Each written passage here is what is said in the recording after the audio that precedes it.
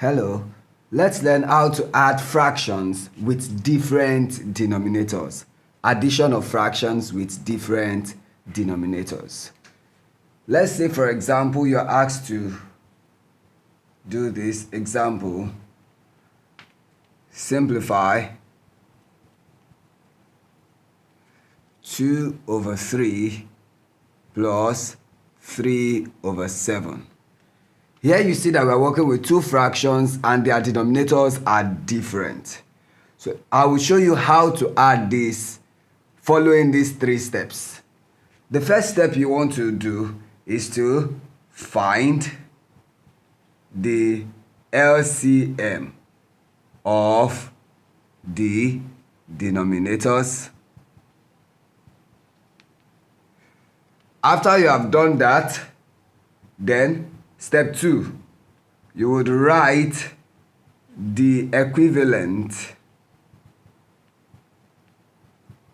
of the fractions with the LCM as common denominator. And then finally, you will add the equivalent fractions. Now, how do we do this? Solution. We are performing 2/3 plus 3/7.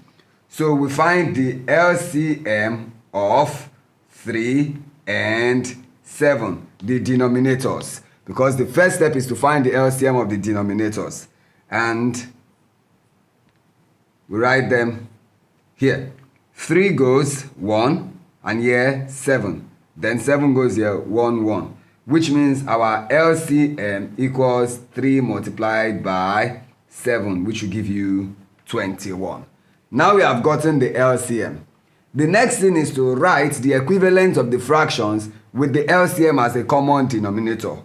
So now we have, first fraction, we have 2/3. We have to find the equivalent of this fraction that will have the denominator as 21. To make 3 become 21, you will multiply 3 by 7, right? And when you are doing equivalent of a fraction, you want to multiply the numerator and denominator by the same number. So we are going to multiply by 7. And this would give us 2 multiplied by 7, that is 14. And then 3 multiplied by 7 will give you 21. That's for the first fraction. Second fraction is 3/7. And to bring 7 to 21, we multiply by 3. So therefore, this will become 3 times 3 over 7 times 3. And 3 multiplied by 3 would give us 9. And 7 multiplied by 3 will give us 21.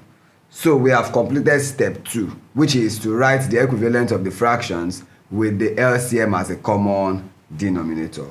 Now the next thing is to add the equivalent fractions. So the first fraction is 14/21 plus 9/21. And you know how we add fractions that have the same denominator, right?